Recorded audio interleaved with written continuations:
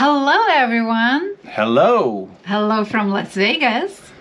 Although you won't see any Vegas in this video. None? None. We can put Vegas in the background. No. Just like this. I want to put... That was nice. Alright, we'll get rid of Vegas. Thank you. So, this video is going to be a little bit different. It's going to be done more like a podcast style. I hope you will like it. And one of the things we wanted to talk for a while is our overall experience in the Med. But before, we want to say shout out to our new merch. Yay! It's getting cold out there, folks, so you need some sweatshirts. And we have something different. Cheers. See that? Cheers. Yay! Cheers, guys! We want to talk about our experience of pretty much all year sailing in the Med. Yep. So, at the beginning of this year, we entered the Med at the very beginning. It was sailing, we got there December 31st. And so our first real day of sailing in the Med was the first of this year. Correct. So it's been all this year we've been in the Med, and we're going to be leaving the Med at the end of this year. Or actually just a little bit before. But anyways, we wanted to talk about our 1 year experience in the Med. 1 season and a little bit more. So we want to talk about the marinas, we want to talk about the anchorages, we want to talk about the winds, provisioning, and give you a little bit of an idea of what we thought was good and what we thought was bad. So we came into the Med at the beginning of the year, and our first stop was Crete. Crete in Greece. And we stayed in Crete. We found a great place to winter our boat for a while, and we left the boat there, and that was Aegeus Nikolaos. And we really liked that marina. We loved it. We loved it, the proximity to the city. We loved very nice wintering out sailors community. Prices were excellent. Yeah, it was about 650 euros per month during the winter. So we actually left the boat there for about a month and a half, and we went home. But then after that, we took off and went to Turkey. What was your impressions of Turkey? Okay, so we kind of have few aspects on how we're gonna talk. So first, we're entering the country. We needed the agent. That's pretty much the only country in the Med that we actually needed the agent. Mm-hmm. And the cost for the agent was nearly 300 to enter.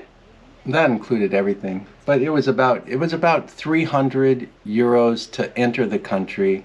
That's the agent fees, the sailing license. I had to get a visa.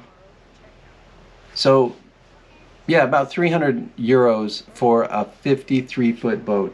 You have to pay agent fees coming into country and leaving.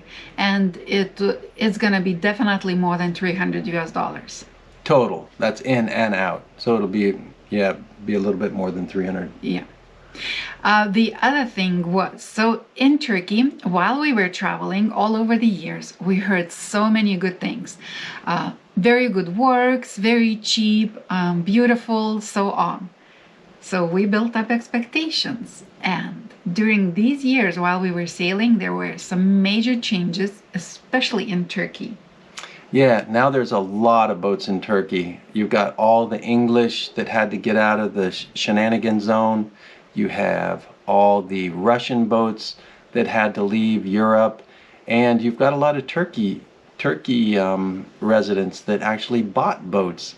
And they all are flying American flags because they're registered in Delaware. I think that's going to end soon because that loophole is going away.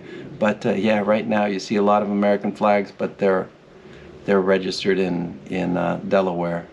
The food, I didn't find the food great. We did meet up with one of our subscribers, and we had a delicious, great meal. Yes. And we thank you so much for the time that you spent with us. But other than that, I found the food average at best. Yes, the prices were about the same were like most of Europe, and Turkish food is specific. They have very old culture and they have, of course, very specific foods. So to us, used to more European, general European or more American foods, it was a little different. I am not big lover of Turkish coffee, and they always want you to drink Turkish coffee. And but beside that, I would say food, it's not bad and it's not great. It's just okay. Yeah, and the prices were, a little bit above average for us because we just left Greece, and where the food was great. You get a lot of food for a little bit of money, and it was just we anticipated, our expectations were not met on the food side. What about the marinas in Turkey? Oh, that was funny. So we heard that marinas prices tripled, quadrupled, or even more. When we checked one marina in Fethiye, that's south of Turkey, the price was something around $150. And they said, but wait. 148 euros for our boat with a 200 boat waiting list. So that just means you can't negotiate. You can get in for a couple of days. It's not a problem because somebody will be leaving for a couple of days. You'll get into the marina, but you're not going to be able to negotiate any good prices. It's going to be about $175 per day in the marina, which is absolutely crazy. And especially for the marinas in Turkey, where 4 years before that, it was probably 1/4 the price. Yes. We heard that somebody went into Bodrum, I think that's how you pronounce it, Bodrum. Bodrum. And they paid for about a 43-foot cat. It was 400 euros per night. 450? It might have been 450. Anything above 250, and I ain't going in. I don't care what the sea looks like. But they had to go in, and it was over 400 euros per night, which is absolutely ridiculous. And that kind of turned me off. But the one good thing about Turkey is you don't have a monthly charge to sail in the area. So therefore... Hello? Hello? Hello? If you're in Greece and you sail for 1 day, you have to pay, for our boat, it was 140 euros per month. There's no monthly charge in Turkey. Yes. So you do save a little bit. We only stayed there a month, so we didn't get the benefit of that. We still had to pay the entrance and exit fees. Talking about expensive marinas, it brings the other factor. If you want to do any kind of repairs on your boat with a condition that you have to be in the marina, that puts you in a very, very dangerous situation because marinas are extremely expensive, no room to negotiation, and if the works will be delayed and delayed and delayed for some reason, you will end up in a pickle. So let's say that the mechanic that's working on your engine says that you have to be in the marina to get your engine work done. And that mechanic, and in Turkey, they're very good at just putting you off and putting you off. So let's say that they put you off for 2 weeks. That's 14 days in the marina. So you're already paying $2,000 or more for the marina. And there's no negotiation. That doesn't include the electricity that you're going to use or the water that you're going to use. Or AC, yeah. So right there, you might be out $2,500 and you haven't even got your work done. And now what are you going to do if your engine won't start? If they took apart your engine, you're stuck in the marina for as long as they want you to stay in that marina. So with the prices of the marinas, I would never get work done in Turkey that you have to, sit without your engine. You really don't want to be on anchor without your engine either. If you have an emergency or something like that, you can't start your engine. So, to be honest with you, I'm thinking I'd skip Turkey for engine work and anything that you have to be in the marina. True. Again, bringing back to the works, we heard so many good things about how Turkey is cheap on all the boat works, but it's not the case anymore. You know, Nope. it's a regular demand and supply. Demand is high, supply probably is the same. And we inquired, we actually were thinking to do more work, and we inquired some places we never even heard back, some places where it didn't seem any good at all. But as Ken mentioned, we met with one of our subscribers and he was extremely helpful, just giving us a reference, calling them up for us and saying, don't dare to overcharge them. Yeah, so That work- we got some really good work done in Turkey. We got good work done on our dinghy, and I think if you watch that video, you'll see who did the work on our dinghy. Great work. Dinghy engine, great work. But that was actually monitored by a local. You have locals helping you out and monitoring the work for you. I think you can get great work done because they do a lot of work there. But finding the right person, if you're not there a long time, it's going to be hard to find the right person to do the work. And therefore, I would probably not get the work done there. I would probably do it someplace else. Even though we got some good work done on the dinghy, and then we got mattresses. we got mattress work done, and that was all really good. Yeah. So there was some good things about Turkey. Yeah. So one of the specific things about Turkey was, number one was hiring agent, but that's still nothing too specific. But the other super specific was you have to pump out. Yeah, every 10 to 14 days, I think it's 2 weeks. I think it's 14 days. Every 14 days that you're there, you have to get up to a pump out facility and pump out your crap.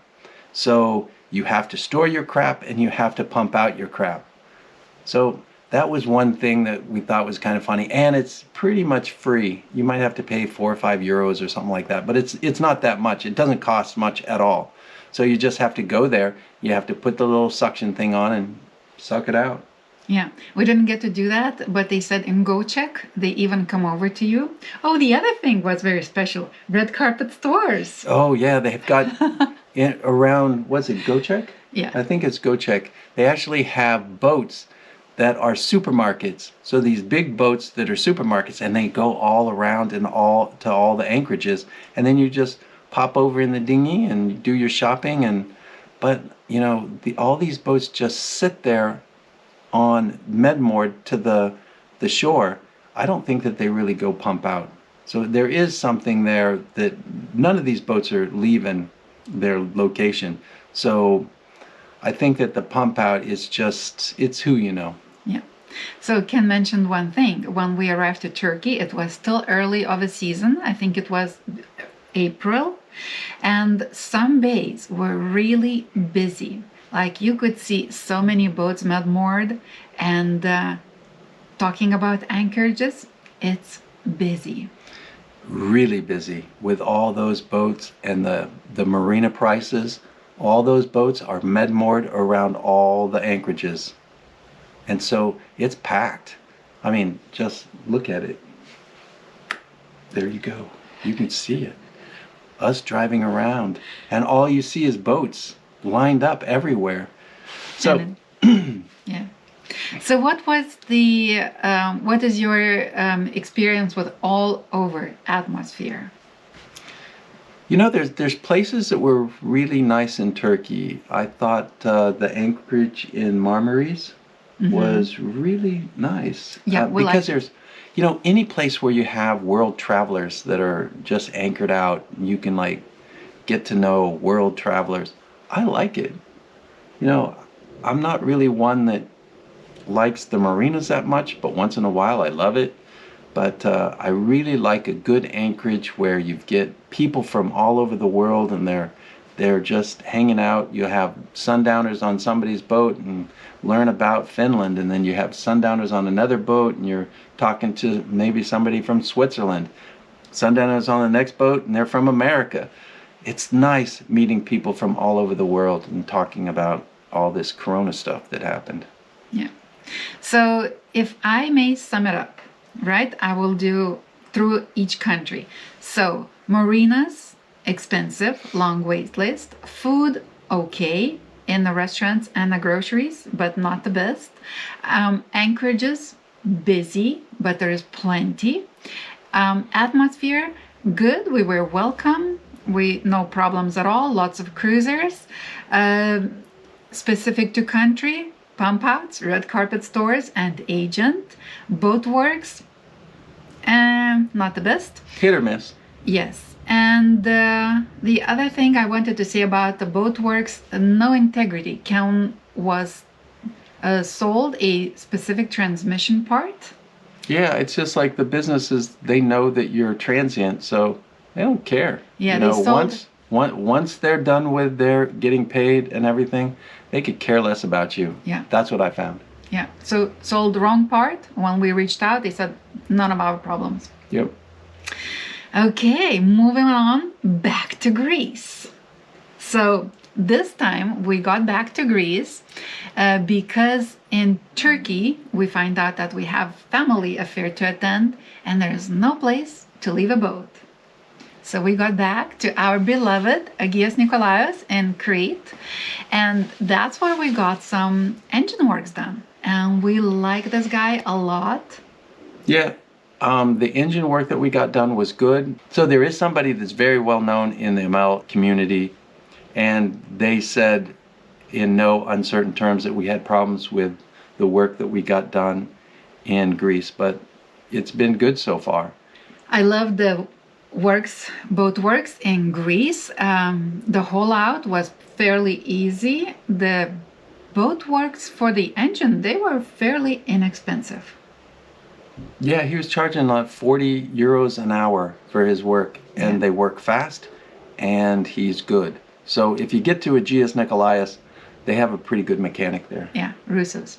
Anyways, talking about marinas in Greece. So in Crete, we loved it, and it was inexpensive. But Crete is a different place. If you talk about other marinas in Greece, especially in Athens, we paid 150 euros a day. That was a nice marina. That was the nicest marina in Athens. And the day that we actually entered that marina, we got a quote from another marina which was 4 miles away, and it was half the cost. Mm-hmm. So if you make a reservation in advance, you can get good rates just about in every place. And we also got a marina for free. Yeah. In 2 places for free. One was in Croatia. No, there was the one that we came up, the first place that we anchored after leaving Crete. Yeah. That was free. Oh, yes, it was brand new. And then the old one after going through the Corinth Canal. Yeah. That one was free. Yeah, well, that was pretty cool. We loved experience where in Preveza, we tied to the city. It was busy, loud, noisy, but that was nice. Yeah, and they didn't charge us in time, so we got there at night and then we left the next morning. Yeah. So that was the 3rd one that we got for free. Yeah. If we had to pay, it wouldn't be much. It would be like 25 euros. Something like that. So we definitely didn't try to leave, but we left early morning to go up north to Corfu. So yeah, we didn't pay, but the office was closed. So yeah, marinas are hit or miss, but they are pretty good. Even the one in where we paid 150, it was very nice marina in the middle of a town. Very good transportation, public transportation going around. Yeah, that was, even in Crete, it was excellent transportation, public. When we flew in and out the airport, it was easy. Yeah. And renting a car, off season, our friends were renting a car for $5 a day in Crete. I really liked Crete. I could maybe live in Crete if I had to. So talk about food. Food was good. Very good. Food was, they always had enough of it, but in the stores, they didn't have enough hummus. They would always run out of hummus. Oh, but they had hummus for sale, where in other countries, it was hard to find hummus in general. Yeah, but they ran out all the time. I don't know why. because Ken comes in and he buys 5 of them. But they ran out. Yeah. So in the groceries, food was inexpensive. The food that we like, you know, compared to Turkey, they have specific Middle Eastern food. And in Greece, they have just a regular European food, Greek food, but still delicious. Restaurants were delicious, and wine was very cheap in the restaurants and in the stores. And yeah. Okay, so let's talk about one other thing about Greece. You have the Meltemi. Mm-hmm. And there, so much of the time, the wind is coming straight down south. So being in Crete, you have to get up against the wind to get up to the islands. So that makes it a little more difficult. We waited till we had winds from the west, and then the winds from the west get wicked, because they build up so much of the waves and everything with the winds, and when you have west wind, it's strong sometimes, and we got hit pretty hard. Yeah, we get hot. Hit hard is what she's trying to say.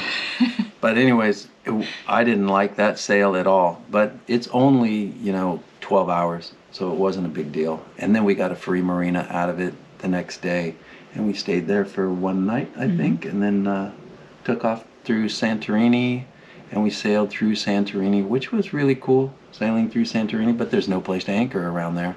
So don't think that you're going to bring your private yacht into Santorini and anchor for a couple days or a week. It ain't going to happen. I just stay away and go someplace else. But we found a couple good anchorages that we really liked. And yes. So if I would do something different this time, we spent 1 month in Greece, like sailing, not in the marina. I would spend more time in Peloponnese and Ionian Sea, whereas Corfu, Zakynthos, and less time in Cyclades, which was very challenging. And it's up to everyone's preferences. But Cyclades were not my favorite because it's kind of like barren rock, where the other part, the more western part of Greece, were much more green. Yeah, and going through the Corinth Canal, that is really cool, but it's not as cool as one would think. It's really short. It's only about 45 minutes to an hour. And I'm not sure if it's worth it or not. Yeah, we got overcharged because in US documentation, they do not specify LOA. They just say length overall. And no, it just says length. Length. And when we looked up online, we were supposed to pay 350 euros per transit for our 16 meters boat, and we ended up paying 489 euros. Yeah, and that was because it didn't say length overall. It said length. And that's the thing with the US.